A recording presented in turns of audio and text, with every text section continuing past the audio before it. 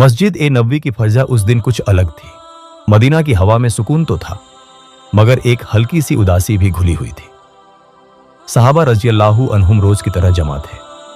आंखें उसी दरवाजे पर टिकी थीं जहां से रहमत आलम सल्लल्लाहु अलैहि वसल्लम तशरीफ लाने वाले थे। रसूल सल्लल्लाहु अलैहि वसल्लम मस्जिद में आए। चेहरे पर वही नूर, वही सादगी, वही मोहब्बत। वो आगे बढ़े और उस खजूर के तने के पास खड़े हो गए जिससे टिक कर वे हमेशा खुतबा दिया करते थे। वो पेड़ कोई मामूली पेड़ नहीं था। वो गवाह था उन लफ्जों का जो आसमान से जुड़े थे। वो सुनता था वही की बातें। वो महसूस करता था उस पाक सीने की धड़कन को जो उससे लगकर उम्मत को राह दिखाती थी। जब रसूल सल्लल्लाहु अलैहि वसल्लम उससे टेक लगाकर बोलते तो ऐसा लगता जैसे वो तना भी झुककर सुन रहा हो। दिन गुजरते गए, इस्लाम फैलता गया, मस्जिद में लोगों की तादाद बढ़ती गई। एक दिन सहाबा ने अर्ज किया, या रसूल अल्लाह सल्लल्लाहु अलैहि वसल्लम,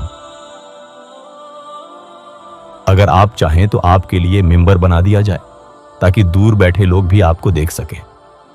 रसूल सल्लल्लाहु अलैहि वसल्लम ने इजाजत दे दी। मिंबर तैयार हो गया, खूबसूरत सादा लकड़ी का। अगले जुमे का दिन आया।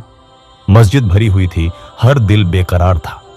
रसूल सल्लल्लाहु अलैहि वसल्लम तशरीफ लाए, लेकिन इस बार वो उस खजूर के तने के पास नहीं रुके। वो मिंबर की तरफ बढ़ गए और उसी लम्हे कुछ ऐसा हुआ जो आज भी दिलों को हिला देता है।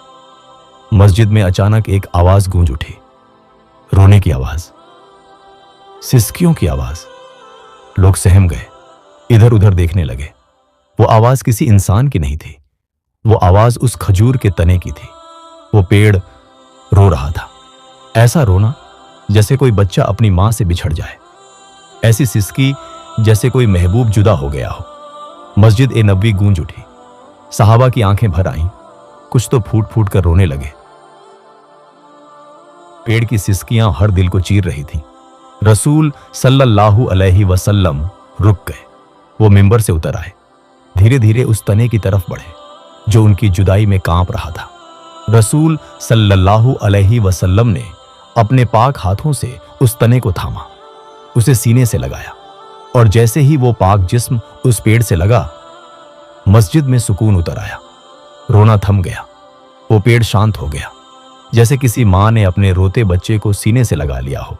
रसूल सल्लल्लाहु अलैहि वसल्लम ने फरमाया, अगर मैं इसे न थामता तो ये कयामत तक रोता रहता। सहाबा हक्के बक्के थे। एक पेड़ रसूल सल्लल्लाहु अलैहि वसल्लम की जुदाई में रो पड़ा। वो पेड़ बोल नहीं सकता था, मगर महसूस करता था।